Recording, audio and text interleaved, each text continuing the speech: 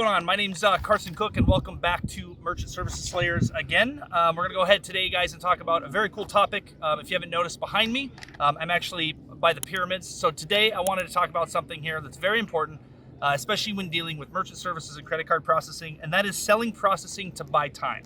Now, all of us sell processing, guys, for one reason alone, and that's because of the residual payments that it affords us, right? And I'm going to talk about 3 different things today that are going to really help you kind of grasp your head around how to sell processing, what are the things that you need to make sure that you do consistently, and 3 things that are going to actually help you build your portfolio so that you can actually trade your time, trade processing for time, right? So being able to have the time to travel the world, check stuff out, fulfill your dreams, pay for stuff, so on and so forth, okay? And the first one is that, number one, you need to be very comfortable with adversity, okay? What I mean by that is that you have to be comfortable with being uncomfortable. Now, Jordan Belfort talks about this a lot, and it's also, it boils down to its most basic level, even when you're actually selling processing or selling clients, is that you have to be comfortable being in uncomfortable situations.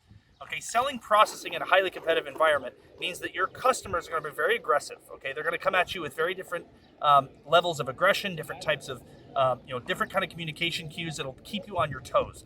You need to be comfortable with that. Okay, you need to make sure that you're comfortable in an uncomfortable situation. You need to be very comfortable with adversity, which means that it's your ability to deal with those difficult situations. Okay. Number 2 is that you need to remain consistent. Okay, too many people get into sales, they follow a process, they do very well, but they're not consistent at it. They don't take what they've learned and make changes. And the issue is they give up too easily. And that's very common within selling merchant services. Okay, is that people get into a system that they do very well with, but then what happens is that they don't remain consistent. Okay, remaining consistent in sales is extremely important. Okay, number 2 is that you have to define your why.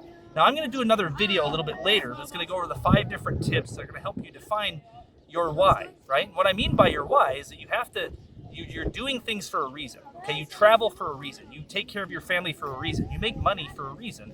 And it all boils down to why you do the things that you do, right? And you have to define that. So defining your why makes it easier for you every single day to go through those hard times, okay? It's the same thing when you talk about when people get married for better or for worse. This is for the worst part. You look at the better to define why you actually go through the worst part. It's the same thing within sales.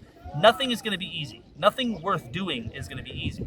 Okay, so you have to be comfortable with adversity, number 1. Number 2, you have to be consistent. You have to keep going. Good times, strong times, easy. Do not give up easily.